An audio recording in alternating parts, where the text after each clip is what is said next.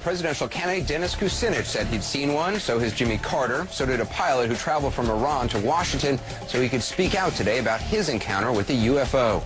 Now, unidentified flying object means just that, unidentified. It says nothing about what or from where. But for years now, polling has shown that a majority of Americans believe the government, our government, simply isn't telling all it knows about those lights in the sky, whatever they are. Well, tonight, CNN's Gary Tuchman investigates. If you flew on Air France from Nice to London on January 28, 1994, your captain says he saw a UFO 1,000 feet long just outside your window. It seemed to be a huge flying disc. The now retired pilot is one of 14 men, mainly former government and military officials from 7 different countries, talking about their UFO experiences. It disappeared in about 10 to 20 seconds. This conference took place in Washington, and the cast of characters was almost strangely, well, conventional. One of the believers, former governor of Arizona, Fife Symington. I saw something that defied logic and challenged my reality. During a visit to Phoenix, Symington described to me what he saw. If you had been here 10 years ago and standing out here and looking up there at the lights and the view, you would have been astounded. You would have been amazed. The so-called Phoenix lights were seen by many people in 1997. Skeptics say they were military aircraft or flares, but not the former governor. It was probably some form of an alien spacecraft. Lots of agreement on this panel. This retired Iranian Air Force pilot said he saw a UFO while flying. It looked similar to a star, but bigger and brighter. General Parviz Jafari says he tried to fire a missile, but much of his plane became inoperative. All the instrument was fluctuating, the radio had garbled, even I couldn't have communication with my pilot in my back seat with operating the radar. So none of your equipment worked, your missiles didn't work. Do you think it's because this was an alien from another world? You're sure of that? Yeah, I'm sure. This retired U.S. Air Force sergeant stationed in England said he walked up to a UFO that landed in a forest. It maneuvered through the trees and shot off at an unbelievable rate of speed. A man running for president just said he saw a UFO. I did, and the rest of the account, well, it was unidentified flying object. And so did a man who was president. I and about 25 others saw something in the air that changed colors and was round and came... Although Jimmy Carter says he doesn't think it was from another planet, most of these people differ on that point and want the FAA to investigate all these claims. But the FAA says that's not its job. We manage the aircraft that we're talking to. UFOs are called UFOs because they're unidentified, and we're not talking to them. And it's precisely because no one's talking that everybody here is trying harder to make them believe. Gary Tuchman, CNN, Washington. Well, we're going to talk with the man who organized the conference coming up next. He also made a film investigating 50 years of what he calls official contradictions and denials. We'll also hear from a noted astronomer and UFO skeptic. We'll be right back. We like to present you with facts and information from different angles and let you make up your own minds about things. That's particularly true with mysteries. And for many Americans, there's no mystery greater than UFOs. James Fox helped organize today's UFO-related event in Washington. He directed the film Out of the Blue. He joins me now, along with astronomer, former Air Force pilot and skeptic, James McGahey. Thanks for being with us, both of you. Let me start off with you, James Fox. You helped organize the panel. Why? What are you hoping to accomplish? We want to establish the fact that the phenomenon is real and it's taking place worldwide. And the reason why we got a panel of 14 high-ranking military and government officials from 7 countries who these guys officially investigated these cases for their governments and military. So it's not like private investigators. These are official military and government people. But James Fox, to those who say, look, there's no actual evidence, I mean, there's no recovered spacecraft, there's no actual evidence, what do you say? I say, well, we got photographic, radar confirmation, visual confirmation, landing trace cases. There were imprints in the ground for where these things were reportedly landed. You know, and these government and military officials are telling us these things are real. I think we should listen. James McGahey, I know you're skeptical. Why? Well, UFOs are basically a modern space-age mythology. It's a conspiracy wrapped in superstition and myth and magic. People see lights in the sky and somehow they equate those lights in the sky to spacecraft from another world. It's really wish fulfillment. It's almost a fairy tale among many people to believe that somehow either doom or salvation is coming from the sky. It's a very old concept in human thinking. But I should say, when we talk about pilots, there's this incredible misidentification idea about pilots being trained observers. Pilots are not trained observers. They're trained to fly airplanes. They are some of the worst people at identifying objects in the sky than are other airplanes. They're trained to react quickly in an airplane, which very often makes them react to wrong stimuli. James Fox, what about that? Okay, let me say something. Mr. McGaha, although I do respect your opinion on this, you keep misleading the public when you say that these are ambiguous distant lights off at a distance. These are not. These are unambiguous, up-close and personal cases where, in one case in Bentwaters in 1980, they actually touched the UFO on the ground. And this was witnessed by 80 people. I am quite skeptical that anyone touched anything at Bentwaters. Well, and it wasn't at Bentwaters, it was actually at Woodbridge. With all due respect, sir, I don't think you were there. James McGaha, why shouldn't there be more investigation? Why should, what this panel is calling for essentially is some sort of government investigation of it. Why shouldn't there be further investigation? Well, there have been investigations, and it was, well, hang on a second, let me just state this clearly. One of the things you keep interrupting me, sir, please. One of the things I want to mention very quickly is that the official position from the Air Force is that they terminated Project Blue Book in 1969, and there have been no official investigations since then. However, we found evidence to suggest the contrary. On a number of cases in Tehran, the general said the Americans were making discreet inquiries about the case there, as well as Bentwaters, England. The colonel said that the OSI came in and investigated that case. So you believe there is a government investigation going on, you just want it more public? They're making discreet inquiries, unofficially, yes. James McGaha, final thought. Yes, they are making discrete inquiries about strange things that happen, not about UFOs or alien spacecraft. That's not what's going on at all. They're responsible for the security and deployment of nuclear weapons. If you think they're out there hallucinating, why do they all get promoted?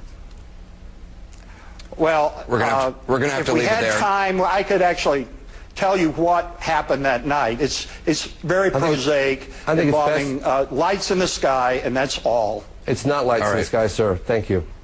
No doubt a debate we're not going to settle tonight, but we do appreciate you guys talking about it. James Fox, James McGaha. Thank you.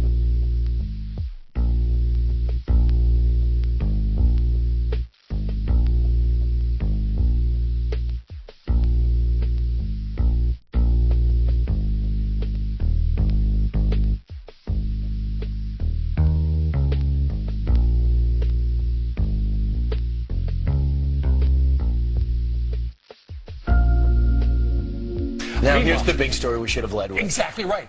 At the National Press Club today, there's going to be a number of retired Air Force personnel who are going to say that they have witnessed with their own two eyes UFOs, unidentified flying somethings, over America's nuclear sites when they were posted there. And they did something, and they can't explain what, to the missile systems down below. Yeah, so you're going to have 6 retired members of the military now at the National Press Club in D.C. They're going to say these incidents go back to 1967, 1980. Now, they don't have any recent episodes. That could be because these gentlemen have all been retired for some time, so they haven't been in the loop. But they all say the same thing, that when they noticed these situations happening, they were all told, you cannot say anything about this. But here's my question, guys. Why would aliens only be interested in our nuclear facilities? Because they know... energy? Yeah, they could be energy, or they might be saying, wow, this country over here looks really cool, and they seem to have the weapons, let's check it out. Let's say they were even more sophisticated than us, even more sophisticated than a Henry Kissinger. Sure. And let's say they actually shot beams of light. In 1980, evidently, they were saying they shot beams of light in an air base in England with the RAF, and we have...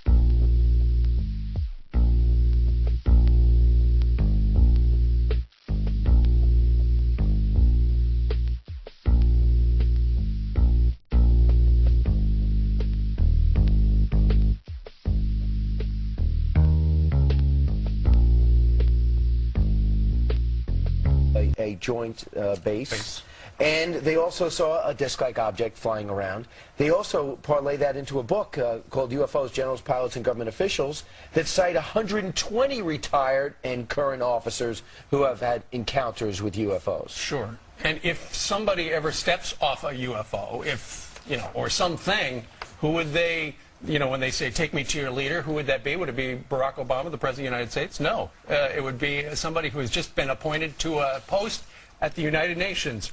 Her name, Masla Othman, will head up the Office for Outer Space Affairs. There she is.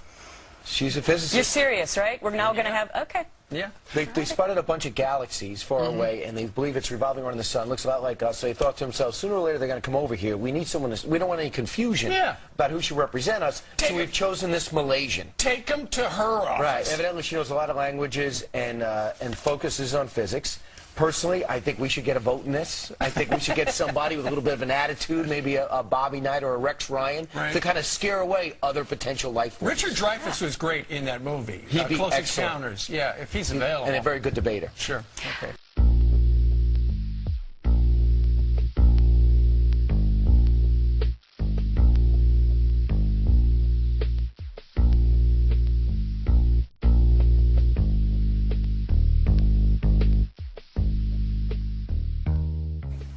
Coming up today at the National Press Club in Washington, D.C., there's going to be an amazing announcement by 6 retired military personnel.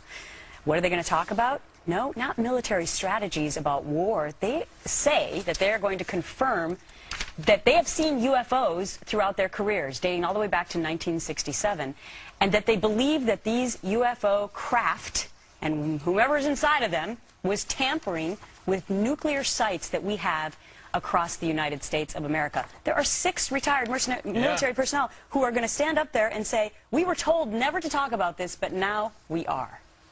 And in fact, a couple of them have written some books and stuff like that. And we were reading, in the stuff we've seen so far about the testimony they've given and stories they've told, there's this one guy who said that he was in a bunker at, I think, a Minuteman site, and apparently some 30 to 50 foot wide disc was above one of these nuke missile sites, and they were given the order, hey, protect, and so suddenly the bells are ringing and stuff like that. And for some reason, the missile started malfunctioning. It never went off, obviously, but they think that for some reason these discs from wherever have been tampering with our nukes. Dwayne Aronson, Bruce Fenstermacher, Robert Jamerson, Patrick McDonough, Jerry Nelson, Bob Salas, all officers, all are saying the same story about different incidents. Some served at different times. So there's a book out there. There's over 100 officers who claim the same thing. So this intelligence life, if this is indeed the case, and if that is the case, we'll lead with it tomorrow. They have identified us as the place to be, which is good for us. Well, the United Nations knows that they're going to be doing this press conference today because now they're going to appoint a Earth contact ambassador for those aliens. Her name is Masla Othman, and she's going to be known as the leader of the Office for Outer Space Affairs. This is great. Seriously, UNUSA. This woman is now saying, look, we should be prepared for any of these encounters, and so now the United Nations is going to be funding this. If I, for one, just hope whoever encounters us friendly. Just wants to talk. But Masla is the perfect person for this because she's a scientist. She's from Malaysia. Right. And she's not somebody who's going to put their personality first. Sure. She's going to go into the background and just speak for Earth in general. You're right. And when people, oftentimes the aliens, what's the first thing they'll say? Take me to your leader. Right. At least we could go, Masla, they're asking for you. Sure. Ring her bell, and even if it's the middle of the night, she's told to pick up. But what if you, the ambassador? I would like to represent Masla to another from another planet. Not a bad idea. I like to represent the Earth. What if a spacecraft from another entity came here looking for intelligent life? Right. What if they accidentally went to Washington, D.C.? That would be a shame. Because they'd have to keep... They'd never be able to land because there's a lot of hot air around there. Absolutely. Coming up on our show.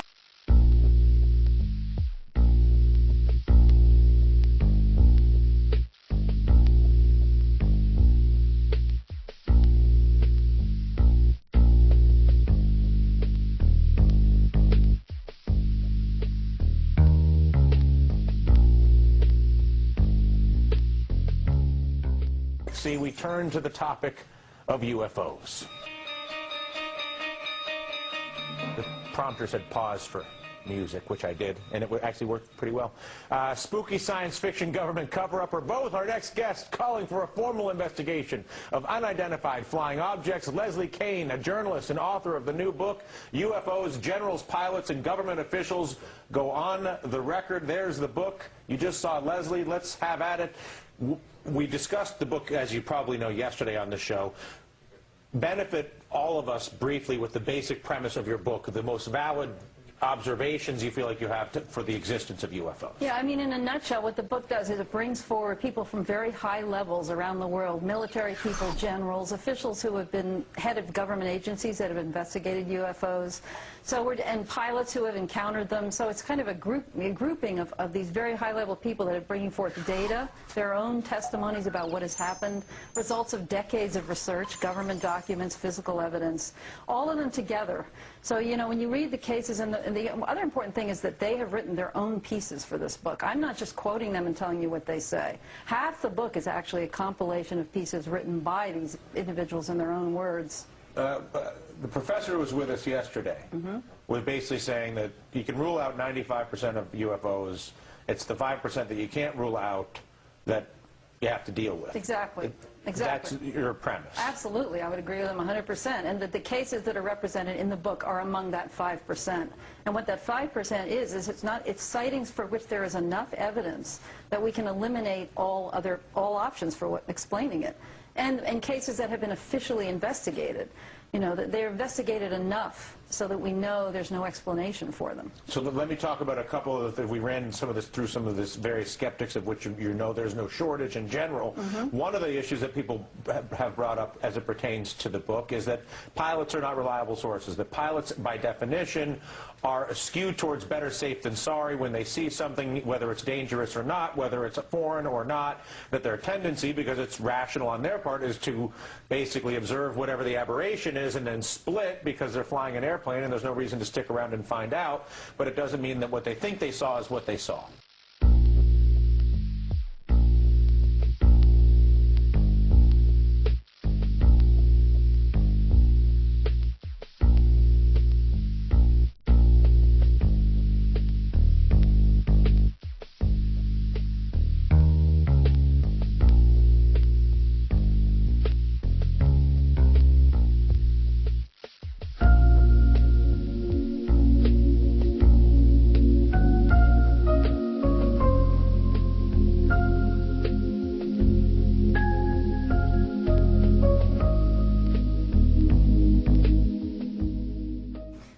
I would disagree with that, and I've spoken to aviation experts, one of them who has written an extensive chapter in the book about aviation safety issues in UFOs, who happens, a lot of people believe that pilots are in fact our best trained observers. They're trained to recognize everything in the sky because the safety of their passengers is at stake. And they know what aircraft look like, what military aircraft look like, what bizarre weather phenomenon look like. I mean, they're trained. So I would have to disagree that they're not good observers. And what about the argument that unexplained or unidentified, and if you can confirm it's unidentified, doesn't necessarily mean that it is foreign or that it is from another galaxy? Absolutely, absolutely. I mean, nobody in this book who has, or the people that have witnessed these things, are claiming that these are from another galaxy, that they're extraterrestrial. The premise of the book is that there is a phenomenon there, but we do not know what it is. And what is the phenomenon that you assert is there? Well, it appears to be some kind of technological craft, objects that are flying around that demonstrate all kinds of capabilities that we don't have here, such as being able to hover and then zoom off at the blink of an eye. I mean, they're demonstrating physics that we cannot explain according to our own technological capabilities. And this is seen over and over again. These are what these people are documenting. And they do show up on radar. They leave marks on the ground. I mean, there's enough physical evidence of their presence that without a doubt there is something there. That's the point. What it is the question. It has not been explained yet. Well, what is it?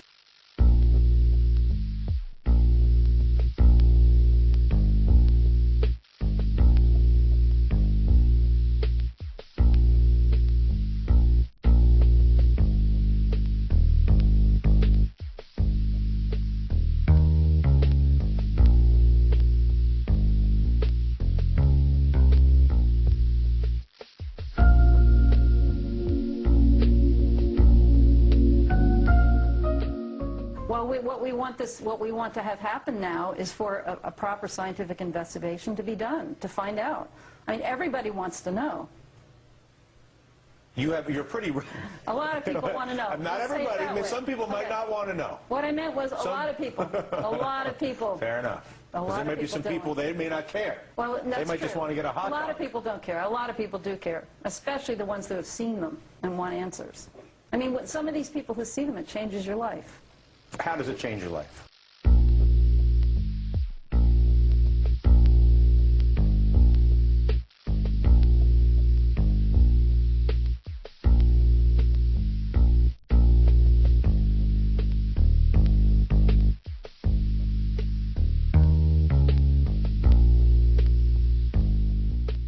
Because you are seeing something so phenomenal that is not supposed to exist, that everybody around you says can't possibly be. You get ridiculed, people don't believe you, but you have seen it with your own eyes. And the governor of Arizona was one of these people, the former governor of Arizona, who has written for my book. He saw this thing in 1997 that hundreds, probably thousands of people saw in his own state, and he didn't even admit it until 10 years later. But it changed his life. You're rough on the skeptics in your book. You say non-believers are dishonest, irrational, fear and ignorance. Can't skeptics ultimately, in the scientific process, don't you want to be skeptical in the scientific process? Isn't the root, the soul of the process skepticism? Actually, the introduction to my book, I say we want skepticism. You have to define what skepticism really means. And what I think what you're talking about there is actually the people that we call debunkers, who are people that are just on a mission to prove, you know, they'll say anything to get across the point that UFOs don't exist, because they can't exist. It's they can't exist, so they don't exist. And these are the people that have not studied the data, don't read about it, can't talk about specific cases, and will just give you irrational explanations like the planet Venus for something, when planet Venus isn't even in the sky that night. That's happened. So there's a difference between a skeptic and a bunker. Skeptics, we welcome. We're all skeptics. We don't know what these things are. Skeptics, yes. Debunkers, no. To be simple about it, yeah. But I mean, we separate in the book what the difference is between those two. Do you think if aliens exist, they would bring capital that could flow into America to create jobs? I think that if we discovered that we were being visited by extraterrestrials, which is a possibility given the data, it would change a lot of things, and it would have a lot of repercussions. You think we'd have jobs? Can't talk about jobs. It's a pleasure. But something bigger than that. Bigger something than more jobs. important. Here, a pleasure the way to meet we see ourselves. Absolutely. Okay. All right. Leslie Kean, author of UFOs, Generals, Pilots, and Government Officials Go on the Record, could change the way we see ourselves, and it might create a job or two. You could be an alien watcher. You could work at the alien port, unloading alien baggage.